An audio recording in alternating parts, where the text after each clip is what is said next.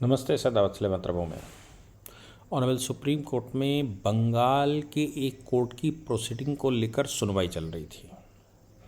सुनवाई के दौरान सरकार की तरफ से जो एफिडेविट लगाया गया, उस एफिडेविट में कुछ ऐसा लिख दिया कि सुप्रीम कोर्ट भी चौंक गया और कहा ये पुलिस का जो काम है, पुलिस पर, बंगाल पुलिस के ये जो कारनामे हैं या काम है, इस पर कितना विश्वास किया जा सकता है। शॉकिंग है कि आप ये कर रहे हैं। मामले को पूरा समझने की कोशिश करते हैं। मामला बंगाल का है। किसी एक केस में नीचे केस चल रहा था और केस चलते चलते उसकी खास बात ये थी, मतलब ट्रायल चल रहा था, ट्रायल चलते चलते खास बात ये थी कि उसके चीफ एग्जामिनेशन कोर्ट में हो रहे थे। अब आप सोच लीजिए कि हमारे यहाँ देश की जो प्रोसीडिंग है, जो क्रिमिनल प्रोसीजर कोड है, उसके तहत कोई भी बात जो पुलिस के सामने की गई है, कन्फेशन पुलिस के सामने, जो पुराना एविडेंस एक्ट है उसके सेक्शन 25 में कन्फेशन को स्वीकार नहीं करते, यानी कि वो कन्फेशन इररेलिवेंट है। यहाँ तक कि रेलिवेंट छोड़ दीजिए, इररेलिवेंट है। और इररेलिवेंट इस स्तर पर है कि पुलिस के सामने अगर कोई कन्फेशन किया गया है, अगर अपराध की स्वीकृति की गई है, तो उसके आधार पर वो इररेलिवेंट है, उसको मानेंगे ही नहीं। इसके लिए हमारे यहाँ प्रावधान ये है कि सेक्शन 164 सीआरपीसी में ही मैजिस्ट्रेट के सामने कन्फेशन करवाना होता है, क्योंकि पुलिस के सामने कन्फेशन हम मानते नहीं हैं। अब अगर कोई स्वीकार कर रहा है तो हम 164 का बयान करवाते हैं और 164 का बयान मैजिस्ट्रेट के सामने होता है। 164 के बयान की भी खास बात ये होती है कि मैजिस्ट्रेट पहले जो व्यक्ति कन्फेशन करने गया है उसको चाय नाश्ता करवाता है। चाय नाश्ता से मतलब उसको तसल्ली से पहले सांत्वना देता है। सांत्वना देने के बाद उससे पूछता है पुलिस के दबाव में तो नहीं कर रहे, पुलिस पीछे तो नहीं पड़ी है, कोई दबाव तो नहीं है, इस तरह का संतुष्टि होती है। और जो 164 का बयान होता है उसमें मैजिस्ट्रेट लिखता भी है कि उसने क्या क्या प्रश्न पूछे। इन स्टेटमेंट रिकॉर्ड करने से पहले अगर जरा सा भी आभास होता है कि ये पुलिस के इन्फ्लुएंस में है, पुलिस इसको लेकर आई, पुलिस की कस्टडी में, पुलिस के अत्याचारों की वजह से कर रहा है, तो वो कन्फेशनल स्टेटमेंट रिकॉर्ड करता नहीं है। क्योंकि कन्फेशनल स्टेटमेंट का मतलब हो गया बिना किसी दबाव के कन्फेशन और मैजिस्ट्रेट की उपस्थिति में कन्फेशन। पुलिस के पास हम किसी प्रकार के इस तरह के कन्फेशन या स्टेटमेंट को इररिलेवेंट मानते हैं।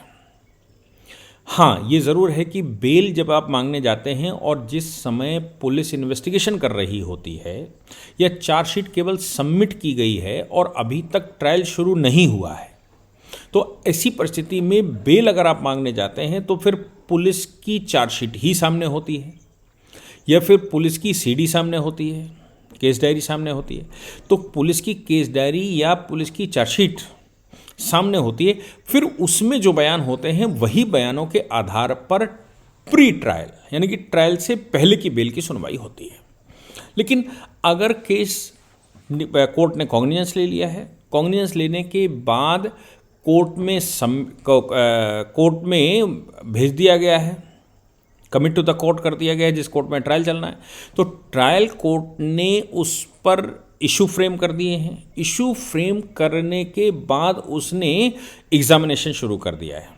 एग्जामिनेशन से मतलब पब्लिक के जो प्रोसिक्यूटर के या जो एलिगेशन लगाया जा रहा है, प्रोसिक्यूटर के एविडेंस लेने शुरू कर दिए, उनके बयान लेने शुरू कर दिए जिस आधार पर वो केस बना रहा है।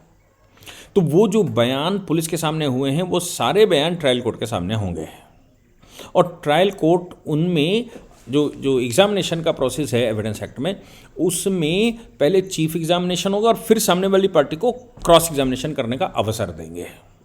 इन सभी स्टेजों पर बेल मांगी जा सकती है, लेकिन सबसे स्ट्रांग बेल मांगी जाती है जब पब्लिक प्रोसिक्यूटर के या पब्लिक विटनेस, जो प्रोसिक्यूटर के विटनेस हैं, वो विटनेस के बयान कंप्लीट हो जाते हैं। तो बयान कंप्लीट का मतलब यहाँ पर है कि चीफ एग्जामिनेशन हुआ हो, क्रॉस एग्जामिनेशन हुआ हो, आवश्यक पड़े तो री एग्जामिनेशन करवाया हो, री एग्जामिनेशन के बाद फिर से क्रॉस एग्जामिनेशन करवाया हो, यानी कि अब जो कुछ था वो फाइनल स्टेटमेंट आ चुका है, ना ही क्रॉस करना है, ना री करना है, ना चीफ करना है, और वो व्यक्ति जा चुका है, अब उसका स्टेटमेंट यहाँ पर सामने है।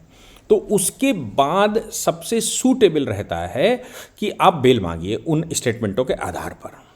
अब ऐसा ही एक केस नीचे के लोअर कोर्ट में चल रहा था। 5 पब्लिक विटनेस थे, 5 पब्लिक विटनेस के स्टेटमेंट इकट्ठे ले लिए, मतलब एक आए आप बयान दीजिए, आप आइए आप बयान दीजिए, आप आइए आप बयान दीजिए, 5 के बयान ले लिए गए, 2 के क्रॉस एग्जामिनेशन हो गए। तो एक जो प्रॉब्लम फंसी वो ये फंसी कि भाई आपने 1 2 3 4 दिन में चीफ एग्जामिनेशन करवाए, फिर बोले सब लोग इकट्ठे आके क्रॉस करवा दो। ये अच्छा क्रॉस तो इसमें नहीं हो सकता। इसमें अच्छा क्रॉस मतलब अच्छे तथ्य तो नहीं निकल सकते, तर्क कैसे लगेगा। तो उसमें क्या होता है कि जिस समय चीफ एग्जामिनेशन चल रहा हो उस चीफ एग्जामिनेशन के दौरान ही या उसके जस्ट बाद उसका क्रॉस एग्जामिनेशन होना चाहिए। मतलब बयान दिया और बयान को के बाद तुरंत क्रॉस एग्जामिनेशन करवाइए और उसकी फाइल कंप्लीट करिए, फिर दूसरे विटनेस को बुलाइए, उसका चीफ करवाइए, क्रॉस करवाइए, फिर तीसरे विटनेस को बुलाइए। ऐसे करके आप एक एक विटनेस बनाइए, बुलाइए, उनके चीफ और क्रॉस करवाते जाइए। अगर उनके चीफ और क्रॉस नहीं हो रहे हैं, केवल अब क्या किया वेस्ट बंगाल की कोर्ट ने कि सबके बयान जो हैं वो करवाते चले गए, चीफ करवाते चले गए, फिर कहा कि सब लोग क्रॉस करवाने आइए। 2 के क्रॉस हो गए थे। इसी दौरान उसने बेल हाई कोर्ट से मांग ली और कहा कि भाई 2 लोगों ने क्रॉस एग्जामिनेशन में ये जो है वो बयान दिया है और इस बयान में हमारे खिलाफ केस नहीं बनता, इसलिए हमको बेल दे दीजिए, हमको बाहर कर दिया जाए, फिर ट्रायल चलने दीजिए। हाई कोर्ट ने बेल रिजेक्ट कर दी, मामला सुप्रीम कोर्ट आ गया।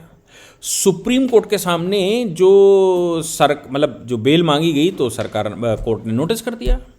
बंगाल के रिप्रेजेंटेटिव आए, उन्होंने काउंटर एफिडेविट लगाया। काउंटर एफिडेविट में कहा कि साहब पुलिस के सामने ये कन्फेशन कर चुका है और पुलिस के सामने ये सब हो चुका है, इसलिए इसकी बेल नहीं होनी चाहिए। सुप्रीम कोर्ट ने कहा हम तो शॉक कर रहे हैं कि आप वकील जिसको ये मालूम है कि पुलिस के सामने दिया गया स्टेटमेंट इररिलेवेंट होता है, वो पुलिस के सामने दिए गए कन्फेशनल स्टेटमेंट के आधार पर बेल रिजेक्शन मांग रहा है। बोले हमें शॉक लग रहा है, हमें ताज्जुब हो रहा है कि आप ऐसा नहीं जानते, सरकार ऐसा नहीं जानती, जबकि कानून ऐसा ही कहता है। फिर आगे उन्होंने कहा कि भाई ये जो वहाँ क्योंकि जो बेल मांगी जा रही थी उसमें कहा कि साहब 2 लोगों के क्रॉस एग्जामिनेशन हो चुके हैं, उनके स्टेटमेंट कंप्लीट हो चुके हैं, उन 2 के आधार पर हमको बेल दे दी जाए, क्योंकि वो जो 2 बोल रहे थे उन 2 के बयान के आधार पर हमारे खिलाफ केस नहीं बनता। हो सकता है कि वो सरेंडर कर गए हों, हो सकता है कि वो कोई ऐसे स्टेटमेंट दे गए हों जिससे इनकी बचत हो रही। कुल मिलाकर वो स्टेटमेंट अपने ने नहीं देखा, लेकिन सुप्रीम कोर्ट में आया। सुप्रीम कोर्ट ने कहा भाई ये कौन सा तरीका है कि बंगाल में जो कोर्ट है, मतलब लोअर कोर्ट जो ट्रायल कोर्ट है, ट्रायल कोर्ट पहले सबका चीफ एग्जामिनेशन करवाएगी, फिर सबका क्रॉस एग्जामिनेशन करवाएगी, चीफ एग्जामिनेशन 3 महीने में करवाएगी, फिर 3 महीने में क्रॉस एग्जामिनेशन करवाएगी। इससे तो केस सब बिगड़ जाएगा। तुरंत जो चीज़ें याद रहती हैं उसको कैसे क्रॉस करेंगे। तो सुप्रीम कोर्ट ने कहा भाई ये जो पुलिस के बयान के आधार पर आप मतलब हमें शॉकिंग लग रहा है कि सरकार भी जो वकील खड़ा हुआ है वो भी पुलिस की बयान पर अड़ा हुआ है, पुलिस के बयान के आधार पर मांग रहा है। और मज़े की बात ये भी है कि कोर्ट में भी जो चीफ एग्जामिनेशन करवाया जा रहा है पुलिस के द्वारा, वो केवल चीफ इकट्ठे करवा लो फिर क्रॉस इकट्ठे करवा लेना, ये चल रहा है। या कोर्ट में क्या चल रहा है, कोर्ट की भावनाएं क्या होंगी पता नहीं। हालांकि कोर्ट ने अभी इस बिल को ग्रांट नहीं किया, इंतरिम ऑर्डर मांगा कि अभी तक का जो फाइनल ऑर्डर वहाँ पर हुए हैं वो ऑर्डर हमको भेजिए, वो ऑर्डर हमको दिखाइए कि आखिर, मतलब ऑर्डर शीट मांगी है कि ऑर्डर शीट हमको दिखाइए, अगली तारीख डाल दी। लेकिन शॉकिंग स्टेटमेंट देते हुए सुप्रीम कोर्ट ने कहा कि भाई क्रॉस एग्जामिनेशन इनका सबका क्यों नहीं हुआ और क्यों नहीं होना चाहिए था, इसकी एक्सप्लेनेशन भी मांग लिए, जहाँ तक मेरी जानकारी है। तो मुझे लगता है कि वेस्ट बंगाल में आप समझ लीजिए कि कैसे चल रहा है और क्या चल रहा है। जय हिंद, जय भारत, वंदे मातरम।